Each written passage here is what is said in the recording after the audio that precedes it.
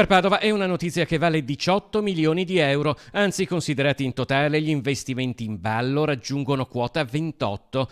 Le incertezze sembrano essersi dipanate. Il bando periferie, che appariva congelato, sospeso in un limbo dall'inizio di agosto, è riemerso grazie all'accordo raggiunto da governo e comuni, che in Veneto sblocca complessivamente progetti per 150 milioni di euro.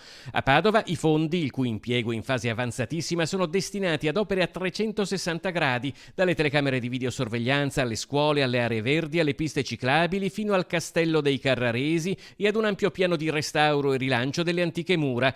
Nei giorni dell'incertezza sul futuro dello stanziamento, l'assessore comunale ai lavori pubblici Andrea Michalizzi aveva lanciato un appello proprio da lì, a bordo di una gondola bianca. Questa non è una concessione generosa del governo, è stato il commento del sindaco Giordani, ma il frutto di mesi di lavoro per vedere riconosciuti i diritti dei territori e delle loro comunità. Il mancato arrivo dei fondi avrebbe aperto in città più di un problema, visto che molti progetti sono già addirittura in gare d'appalto, al momento sospese, e il comune era pronto a fare causa al governo. Un clamoroso scontro istituzionale che assieme a Padova avrebbe coinvolto mezza Italia e che appare scongiurato.